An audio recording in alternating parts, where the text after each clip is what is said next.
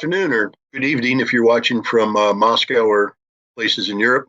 Welcome to this edition of the Scott Ritter Show. We're at a interesting phase in the Russian special military operation in Ukraine. Sort of a transition from the operations that were initiated in October by General Surovikin when he took over command of the special military operation to stabilize the situation and to prepare the Russian forces for the next phase. It looks like we're getting ready to enter to that next phase. We've seen a shakeup in the Russian command structure where General Valery Gerasimov, the chief of staff of the Russian armed forces, has taken over command of the special military operation, and we see that General Surovikin has been placed in a new position, which is to command the Air Force component of what the next phase is going to be. The implication of this is that we're looking at something that's going to be on a much broader scale, a larger scale, a grander scale than what has transpired prior to this. So a new phase of the conflict. We also had a interesting admission by the Ukrainian Minister of Defense, where he said that Ukraine is a proxy of NATO, that this conflict between Ukraine and Russia is really a conflict between NATO and Russia, and that Ukraine is willing to sacrifice its lives, the lives of its troops, but in order to do that, they need more equipment to be brought in. So today, I think we're going to focus on a couple things. First of all, the notion of a proxy conflict. Is this something new that just happened after the Russian military intervention in Ukraine back in February of last year? Or is this an extension of a mindset that's existed in NATO and the United States prior to this, where the West has been preparing for this very conflict? And then the other thing I'd like to focus on is the weaponry that's getting ready to pour into Ukraine from NATO, from the United States. This is a major escalation of the conflict. We're talking not just Patriot air defense systems, but Challenger 2 tanks from Great Britain, Leopard tanks from Germany, Bradley fighting vehicles from the United States, and other equipment. I couldn't think of anybody better to bring on to discuss this than my guest today, Stanislav Krivnik, a former United States Army officer, somebody who's experienced in everything that I've just discussed, and he's also experienced with Russia and the West. He has, my understanding of your bio is you served in Georgia as part of the observer mission there, and that you also participated in training operations within the NATO context, training Bosnian forces on how to use NATO equipment, NATO weaponry, and such. So I thank you very much for coming on. I understand that you were a commissioned officer in the United States Army, and yes. And yet you left the service. And I think it's important before we move on to the specifics of the SMO, maybe for you to tell the audience why you left military service in the United States. So what were the reasons? Well, I left the service in let's see, my as they say in Russian, Dembil. Was 18 July 2004. So it was quite a shock when I finally had more years out than I had in. That year rolled around. I spent just a little less than 11 years in service. Was an enlisted soldier in the Guard when I was at NC State. Then got a active duty commission, reserve officer active duty. And then at the end, I was an instructor at the Green to Gold Academy at Fort Bragg for the National Guard. Last year and a half service.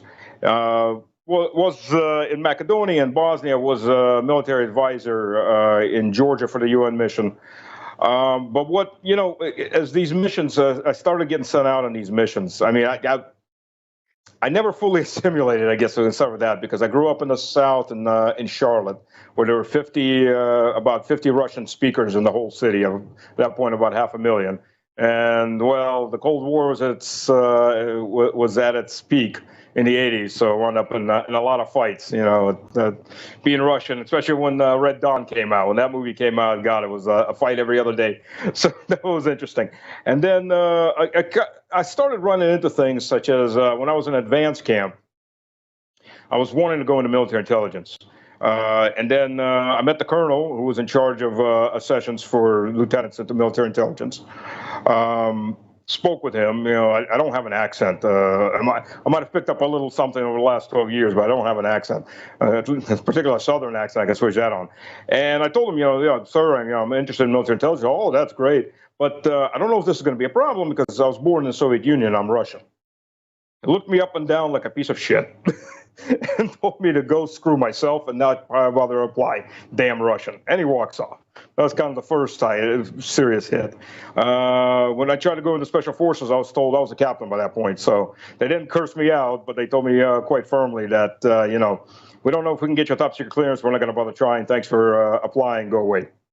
But what really hit was when I was in Dragon Brigade, which was the rear headquarters brigade for 18th Airborne Corps. And we were pulled in basically, and I was liaison officer for the G3 from the rear corps to the main staff, and we were doing various exercises, usually exercises by troops. So computerized exercises with the staff. And constantly, these exercises were all fighting the Russian army. Yeah, they chose different terrain features. They never said the Russian army, but it's the Russian army structure. They used Russian generals, bios Russian generals. The exercises themselves were relatively ridiculous because you had 18th Airborne Corps, which is a light corps, fighting off and defeating a Russian tank army in an open area. So just the concept of that's already, but it got passed up the chain of command. That was a great success, and so on. But these constant exercises like that, and you start to look around, and it's like, yeah, well, the politicians are saying, we're friends. This is a great new era and all that. But the reality is we're still getting ready for war. We're not getting ready for war with China. We're not getting ready for war with whomever else. The only exception was the 6 months before Iraq. So we were planning out the invasion of Baghdad. Other than that, it stuck pretty much straight only for fighting the Russian army. And then in places like Yugoslavia, when I was there, I start speaking with the locals because Serbian is close enough to Russian. You can maybe not understand all the details, but you definitely get the gist. And a lot of people there speak Russian, and then the reality floods in. We see the jihadists; we're not allowed to touch them. Well, in fact, half the time we're supporting them. We see who what they're doing against the Serbs, but okay, so ignore it, drive by, things like that, and it just started to wake up. And when 99, when Clinton was bombing Yugoslavia, that really hit home because I had a lot of Serbian friends in the U.S. in my church. And I'd been there, just gotten back from there, and I've seen the reality of what's going on. And I've seen the Islamists building up. They're getting ready to walk all over us to get to the Serbs. They're bringing T-55s from Egypt, as an example, and all of that. So that pretty much did a good job opening my eyes on a lot of things. It's interesting because when I was in the 80s, at the National Training Center, we had the OPFOR, which was organized to be 2 Soviet motorized rifle regiments. So we weren't making any bones about who we wanted to fight. We were fighting the Soviets. That was all we were trained to fight. But when but the difference was, for instance, if you go to the Berlin Brigade, they had a Detachment A, which was a top secret special forces detachment. And many of the people in that detachment were people born on the other side of the Warsaw Pact. In fact, they actually had a couple guys in the 70s who fought with Germany during World War II. Funny story about they were saying how they wanted anybody who had jumped into Normandy could go back for one of these anniversaries, or anybody fought in Normandy. And there were a couple older Special Forces sergeants who raised their hand. The guy turned to one and said, "You're a German. What do you say?" And he said, "Well, I was at Normandy, but I was on the receiving end." But he was in the U.S. Army with top secret clearances and one of the most secret special forces units around. And when I carried out weapons inspections in the Soviet Union, we had foreign area officers, Soviet foreign area officers. Half of them had Russian names. They spoke fluent Russian because they grew up speaking Russian. So I don't understand that when we were actually enemies with the Soviet Union, we were far more tolerant of people with a Slavic background and joining and participating. But then when we ostensibly became friends with them, suddenly the door seems to be shut. And I've always likened it to the fact that during the Cold War, we actually respected the Soviet Union. We feared the Soviet Union. Therefore, we had no problem about treating them as equals. But with the collapse of the Soviet Union, and we move into the decade of the 90s with Boris Yeltsin, et cetera, we stopped respecting Russia. We stopped fearing Russia.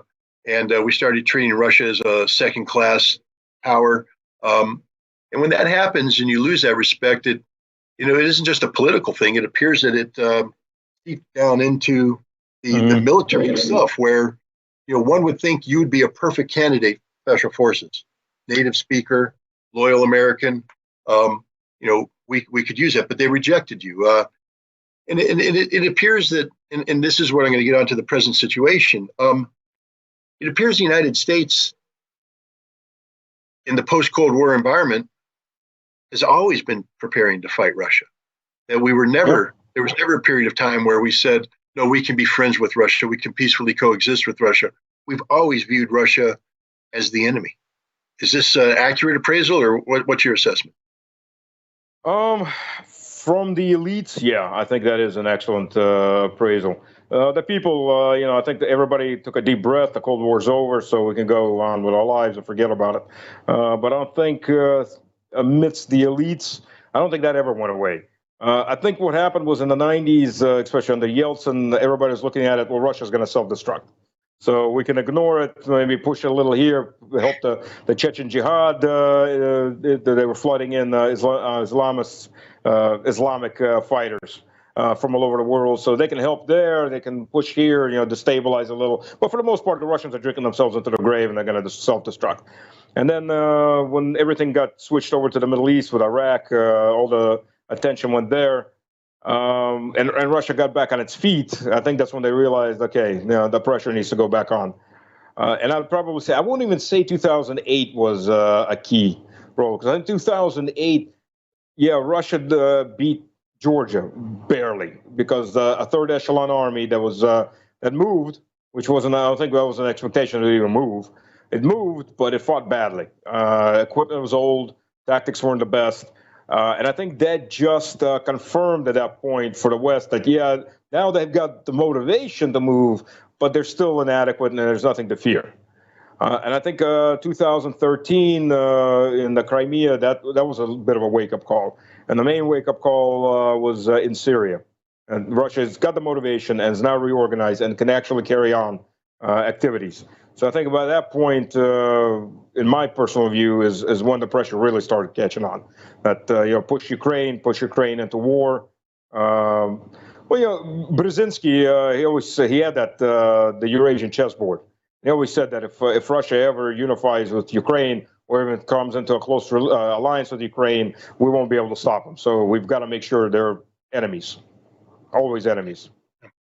It's interesting you brought up 2008. I view that as a critical year for a couple of reasons. One, I'm glad you brought up the Russian invasion of or the war with Georgia. I mean, we can have a discussion about who started it, whether it was Saakashvili, moving in, or it was provoked by the South. The bottom line, though, is we know who finished it. It was Russia. Right. But my understanding is that the Russians, it's not just NATO looking at Russia. It was Russia looking at itself, saying, we didn't do very well. I think Russia was very impressed with Georgian light infantry tactics. The Georgian infantry had been trained by the Marines and by some soldiers from the United States, and they were tactically proficient and in many cases tactically superior to the Russians. Their communications was better. They just lacked the heavy weaponry, and Russia was able to steamroll through them. But the Russian tactics would not have worked against a premier NATO force. Russia would have been defeated piecemeal had they done that. And I think the Russians recognize that. And that's when they began the process of uh, reorganizing and modernizing their military to get better equipment, better training, more emphasis on contract soldiers, um, things like. And then in 2014, when they went into when the Little Green Men made a move on Crimea, people sort of woke up and said that's a new Russian army. And then they went into Syria and they realized this is qualitatively better than anything we've ever seen from Russia. But then we have a parallel thing. That's sort of the Russian response. But even before, because the Russian-Ukrainian conflict was in August, or the Russian-Georgian conflict was in August. In April, William Burns, the U.S. ambassador to Russia, wrote a memorandum called "Niet means Niet," no means no, about the Russia's red lines about Ukraine. And he pretty much said that if NATO invites Ukraine in, it'll set in motion a string of events that will inevitably lead to a Russian military intervention in Ukraine that will cost Ukraine Donbass and Crimea. So, and yet in November, after the Russian-Georgian war, we invited Ukraine and Georgia into NATO. And it just tells me that from the very beginning, from 2008, we were embarked on a course that we knew would lead to some sort of military confrontation. Now, we decided to organize the military confrontation as a proxy war using Ukraine, and we've been using Ukraine ever since 2014. With coup in the Maidan, and then using Minsk as a sham diplomatic shield to train up a Ukrainian army capable of carrying out offensive operations. But the Western perspective of that this was an unprovoked war of aggression on the part of Russia isn't matched by reality. Now, my understanding is you live in Russia today. Yes.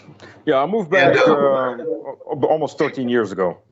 Right. So what, just on the ground, I mean, you're familiar with, what I just said about the American perspective or the Western perspective about this war.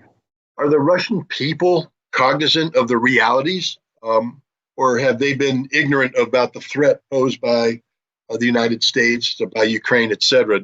Do they understand what's going on in Ukraine today, or are they still confused? The vast majority of the people understand now. When I moved back, I told people, and I told people that I should have listened, several people, that this was coming. It's what I knew, that the drive is going to be only one direction. And nobody wanted to listen to that. You were upset, that you got insulted or slighted. Like, no, I didn't get insulted or slighted. I'm telling you the reality. And people didn't want to hear that. I mean, it's just, and people who should have heard it didn't want to hear it either. When I talk to people, I won't name any names, but it was easier to live in the La La Land. La La Land got narrower and narrower, especially after 2013. After the Valdai speeches started getting narrower, and then after that, it was the Munich speech, Putin's Vladimir Vladimir's speech, and then after that, after 2013, I remember 2013 was happening because I'm from Lugansk. That's my hometown. And I'd been in Lugansk in 2013. I was getting ready to go back because I had to bury my great aunt, grandmother, second removed. She had no relatives left in Lugansk. So I was planning on going there to bury her. And all of this started exploding. And I was director of supply chain for Halliburton for Eurasia. And I remember that point, I was driving with a couple of my guys to go check out a warehouse in the south of Moscow. And one of these guys was a former major in the Russian army. And he asked me, Stas, what do you think is going to happen? Sasha, it's going to be a major bloody civil war. Like, how can you say that? How can I say that? Because I know who's behind this, and I know what the drive on this is. Like, no, we can't believe it. It can't be that bad. Well, that was 2013, and we saw what happened over the next 8 years. So I wish I had been wrong. I very much so wish I had been wrong. But history played out. So now here we are in this proxy war between NATO and Russia, with Ukraine as the vehicle for this war to take place. The United States and NATO have made some decisions now to provide heavy weaponry to Ukraine. Challenger 2 tanks, Leopard 2 tanks, Marder fighting vehicles, Bradley fighting vehicles, etc. Um, if somebody's familiar with this equipment, um, I guess two questions. One, what is the ability of Ukraine to absorb this equipment in a meaningful fashion, to turn it into a viable weapon on the battlefield? And two, if they're able to do that, does this equipment represent a game-changing technological advance for Ukraine? Will this help turn the tide in favor of Ukraine against the Russian forces? Just from your opinion, as somebody who is familiar with this technology. Well, Major, as they say, an army lives on its belly. So logistics wins wars, logistics loses wars, and I cannot imagine a worse logistic situation than in Ukraine. One, there's no experienced people to service the equipment. There's now dozens of lines of equipment that requires thousands of parts. There's no backup of parts.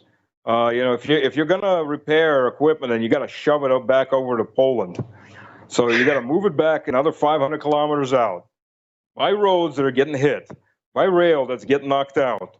Get it across the border, get it fixed, bring it back in. Okay, so all right. So if you've got a tank brigade, you've got two, three, maybe you got 7 spare engines. If you're an Abrams tank, okay, that doesn't last very long.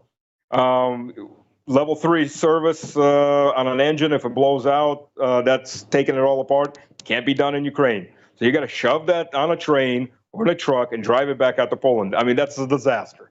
And for any army to have to deal with that, I think half the logistics people probably already, if they haven't hung themselves, they'll shoot themselves before this is over. I can't even imagine the pressure on them. And then, military logistics tends to be very, very well organized. It has to be. It has no other way. And I can't imagine the nightmare for this. I'm glad they're having a nightmare. Don't get me wrong.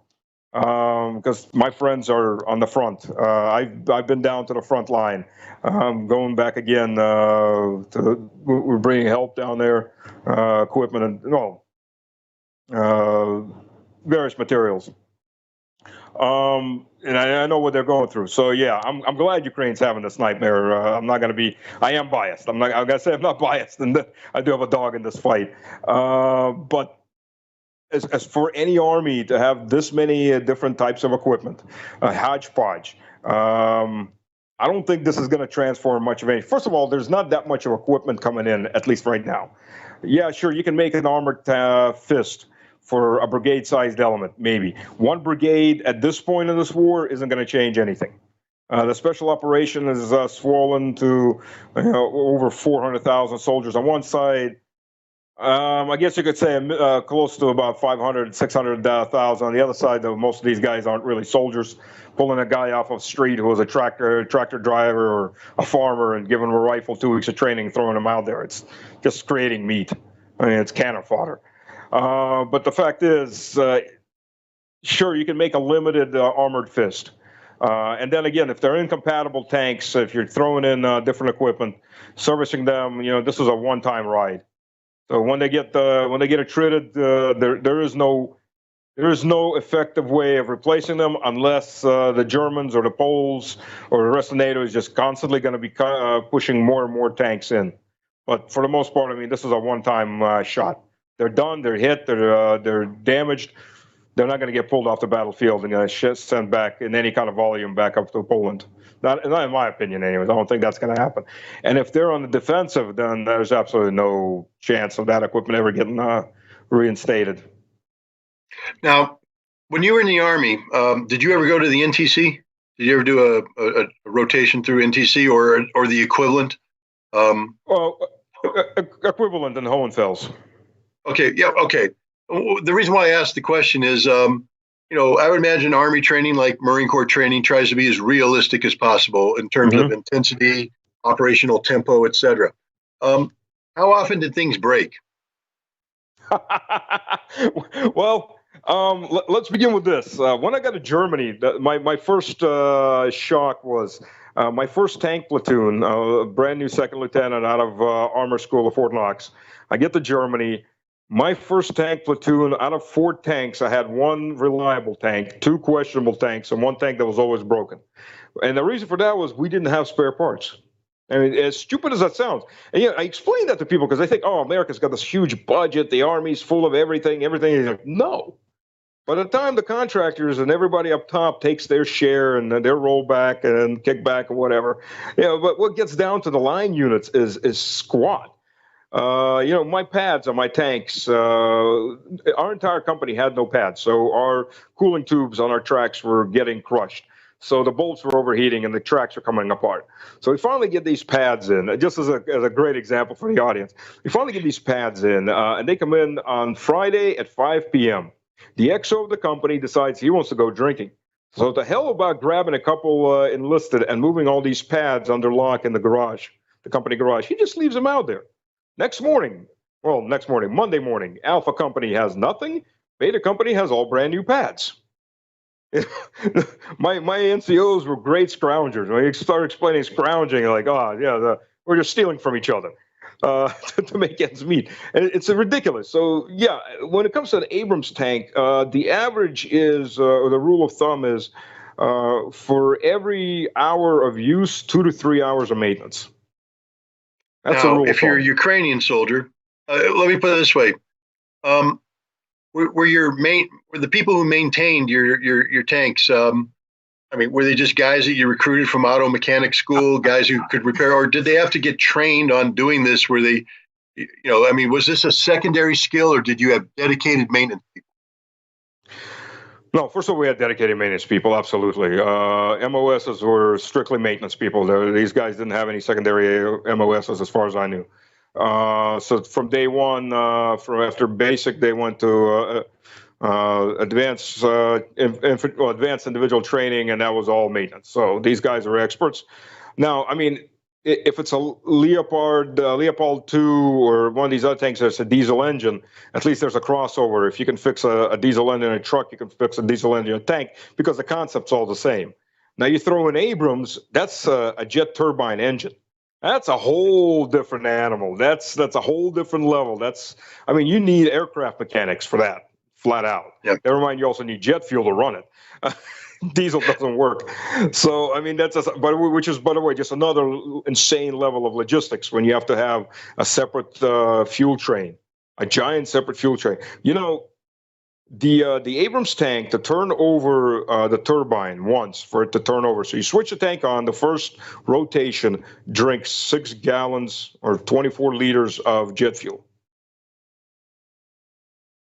It goes down quick. after that, yeah. But it's 6 gallons for the first rotation. So you keep switching it on, switching it off. You're going to go through fuel like crazy. Tanks go through fuel like crazy because when you're fighting, you're not going in a straight line. You're going forward, back, left, right, forward, back, left, right. You're really not going that far forward, but you're doing a lot of maneuvering and a lot of idling. But now, when you trained in Hohenfels, the training area, would your tanks go on well broken in trails and across known terrain features and such, or were you just freewheeling going across country? And what I'm trying to get at is I think there's a difference between training, even realistic training, and combat operations, and the wear and tear it puts on vehicles. That in combat operations there are no rules.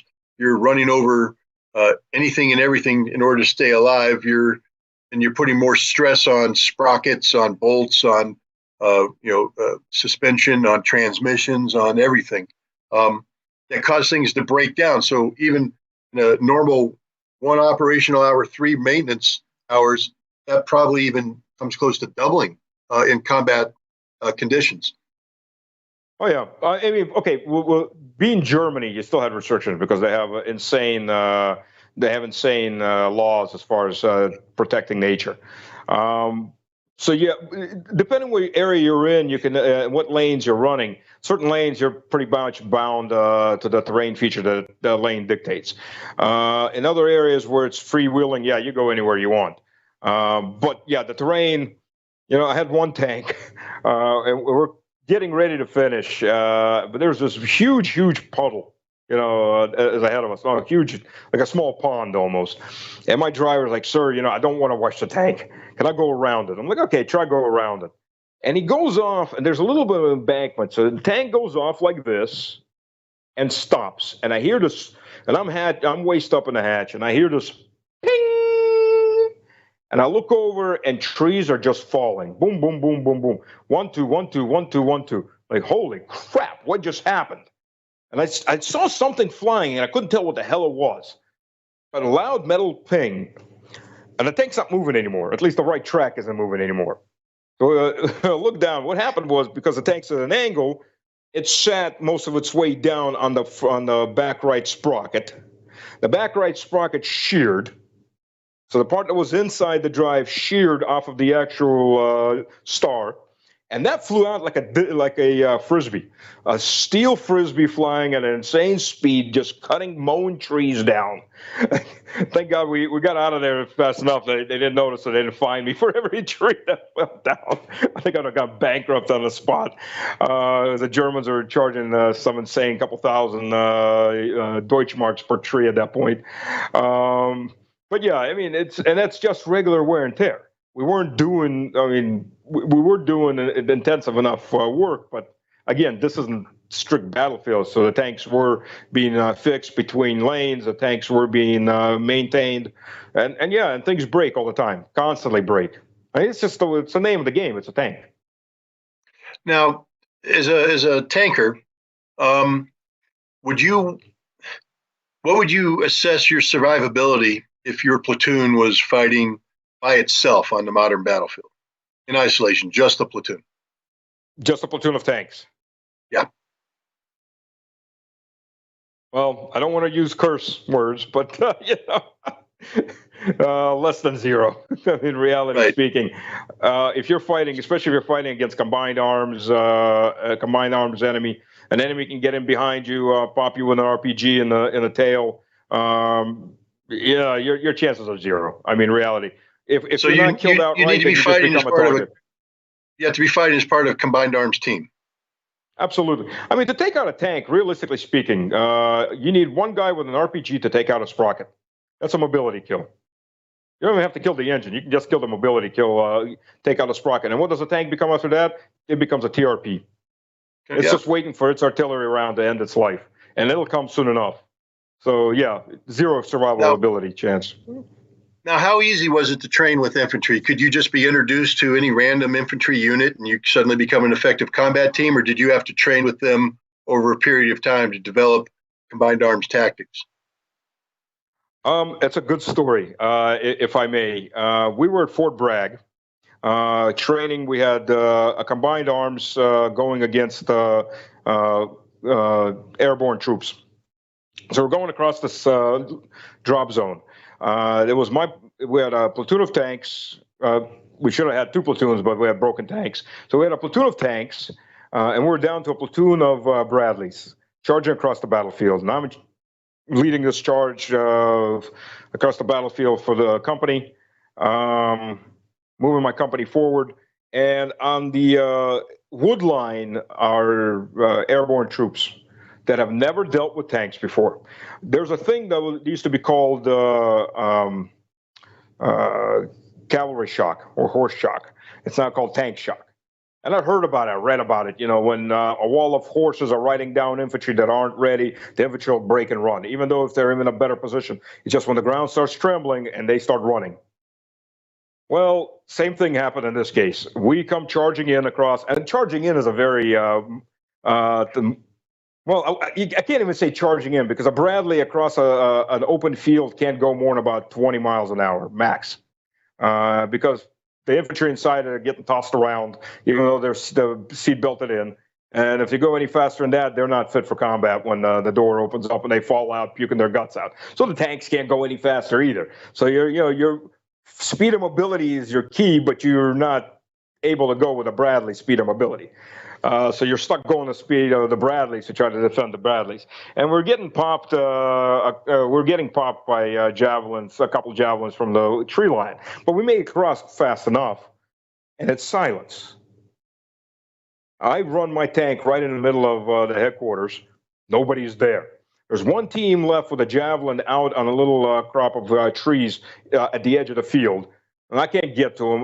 Nobody could get to them, so I told my tank driver, back up, turn the tank, and we charged through. Of course, I'm not out to kill them. This is training. Those two guys run for their lives. The sergeant runs up there waving his hands, "Don't kill us, stop." And obviously, we're not going to come over. So he surrenders. Fine, battle's over. And you start looking around, and there's no one there. The line is empty. And after about 5-10 minutes, onesies, twosies, threesies, the guys start coming back. Head held low, and they start coming back. And it's talking to them, and it's sand. The terrain Fort Bragg is all sand, so it vibrates really, really well. So you got a line of about, they had actually 5 tanks and 3 Bradleys charging across this open field. And they could feel the ground shaking, and they panicked. Even knowing this is training. We're not out here to kill them. This is just training. We're using the laser systems. And they ran. The entire defensive side, I think it was a company-sized element, they ran. They panicked, they broke, and they ran. So that was an eye-opener. I mean, really an eye-opener. What if you're dealing with untrained or 82nd Airborne is not untrained, but you're dealing with people inexperienced around tanks, around these big machines. They will panic. They will definitely panic when they're on the receiving end. How about tankers? People who aren't good at tank warfare or aren't experienced with working with the Bradleys. Have you ever had any tank-on-tank engagements where, a lack of experience, produces a unsatisfactory result? This happens either you have a light infantry officer that becomes a mech infantry officer, or you have an armor officer that is commanding a combined arms team where you have both Bradleys and tanks. The problem with the Bradley is it's higher than the tank, higher than the Abrams. It's top heavy. It's light, but it's top heavy. So it can tilt over if it goes over some of the same terrain that an Abrams can go over, but it looks like a tank. It looks like a tank. It's not a tank, but it looks like a tank. So people have this tendency who don't know Bradleys, they start trying to use them like tanks. Oh, they're light tanks. Well, they're not light tanks.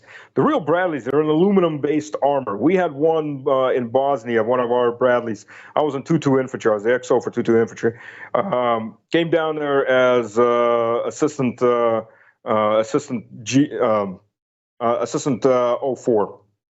for the brigade. It's a transportation officer. I was armor officer, but they put me in a transportation officer slot because they had too many armor officers at that point, not enough everybody else. For whatever reason, they started flooding Germany, and this is what, 96, 95, 96, 97. They were flooding Germany with armor officers. But nobody else. So they started shoving us in whatever position they could shove us in. So I moved the brigade down into Bosnia, and then we were combined with division headquarters, and I got the hell out of headquarters because I was bored silly with that, and got myself transferred to 2 infantry. This is Big Red 1.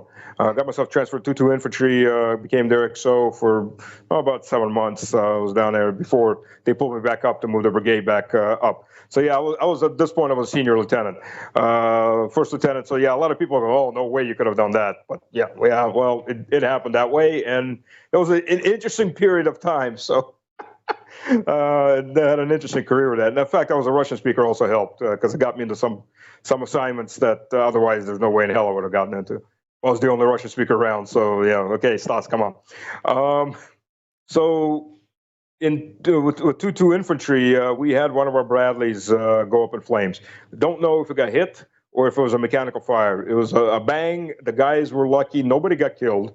The guys were able to get the missiles off as the fire started. Now the 20 Mike rounds, and it was mostly anti-infantry rounds, so basically 20 Mike grenades. They were full load, was in there, and you couldn't do anything about it. The fire spread too quickly. Machine started burning. They got out. So the machine was burning for 4 days. It was shooting off for 3 days. And at the end of the 4th day, all that was left was 2 semi-melted tracks, 1 tungsten steel autocannon, and a giant pool of aluminum. I mean, that thing went up fast, and it just kept burning. It's not a tank, but everybody keeps trying to use it as a mini tank. So if it's going up against anti-armor weaponry, it's dead. It's gonna die. I mean, the Bradley is just a giant target. I mean, it's an ill-conceived machine. If you ever watch the Pentagon Wars, they do a great clip on how the Bradley was designed. But on a battlefield, I mean, the Bradley is just the wrong vehicle for the wrong type of warfare. Abrams is a good survivable tank in the combined arms, not the Bradley. Okay, here's my last question. You said that you traveled down to the front lines, and Yes. Without giving away anything, I don't want any insight into Russian capabilities. But you told the story about the 82nd Airborne running away from tanks, fleeing, and we know enough about the 82nd Airborne to know that they're not cowards. They're not poorly trained. No. They're motivated soldiers. Are the Russians going to run away when they're confronted with Leopard tanks, with Bradley fighting vehicles, with all this new equipment coming in? Is it something that's going to overwhelm Russia, or do you think Russia has what it takes to deal with this new level of escalation coming out of NATO? Well, first of all, as far as the 82nd Airborne, they ran away the first time. When we replayed the exercise, second half of the day, nobody ran. Because the tank shock, it's usually an initial when people have never faced tanks charging into them. That's one. Two, not to stroke my Russian ego here, but Russians we don't like giving up. It's just surrender is just a bad word, and which is why this war is going on so much. Because on the other side, we have also Russians. Ukrainians are Russians. And we're fighting, it's a civil war, basically, here, plus NATO. And even with the militias, they surrender in larger numbers, of course, than the regulars, but they still tend to stand and fight. It's just a stubbornness. It's an inbred stubbornness. The Germans found out about it. If you start reading reports, even when the Red Army was retreating, the rear guard, they would find two guys, manning machine gun nests with one Maxim machine gun ambushing a German column. And it'd be a guy with no legs, and he's not surrendering. They had there were reports there were tanks burning, and the guys would just sit in the tank, keep firing until they died. No surrender. It's just a Russian mentality. We really don't like surrendering. So no, they're not going to run. Especially, first of all, the mobilized guys, most of them, the vast majority of them, have prior service, and in most cases have prior combat service. Either from the Caucasus or from Syria or somewhere in that area. So these aren't green guys that just came off the street. So no, they're not going to run. They're going to take the hit. They're going to absorb it as much as they can. They may break if it's a big enough hit, but they'll stand and fight. And as far where I was at, on the other side aren't Ukrainians. They're Poles. Strict up, they're Poles. I got as far as 300 meters from the front line. So, and we were lucky that day because it was actually 24th of December. So the Poles are celebrating Christmas, Catholic Christmas. So it's relatively quiet. But, it's Polish units over there, too. There's a lot of Polish units. Again, I don't know how the Polish government's explaining the casualty rates or if they're bothering to explain anything. But yeah, and Poles are pretty tough themselves too. They're Slavs in the end. Slavs have this really bad tendency of not liking to surrender. So it'll be a slugfest. It'll be a slugfest to the very end. And I'll tell you this, from the Russian view, this is a fight to the end. The vast majority of Russians face this reality that this is a fight to the end. Either we win or Russia no longer exists. And the guys that were cowards, they ran. There may be them. I'm sure there's still other cowards. They ran for the border. Some will come back. The majority of the guys around, they'll fight. They may be 50, they may be 60, they may be 40. They'll fight. If they're called up, they'll fight. The guys, my neighbors, my friends, a lot of them served. A lot of them didn't serve. And their attitude is, if I get called up, I get called up. I'll go serve. Well, that just underscores the tragedy of this, how conflict has stepped in and interfered with the normal life. But as we discussed, this was a conflict that's been years in the making, one that the United States and NATO has been preparing for, and tragically, it's one that Russia has no choice but to finish. But I want to thank you very much for coming today. My guest has been Stanislav Krapivnik. I really appreciate your insights, and I think the audience did as well. So that's been the show. Thank you.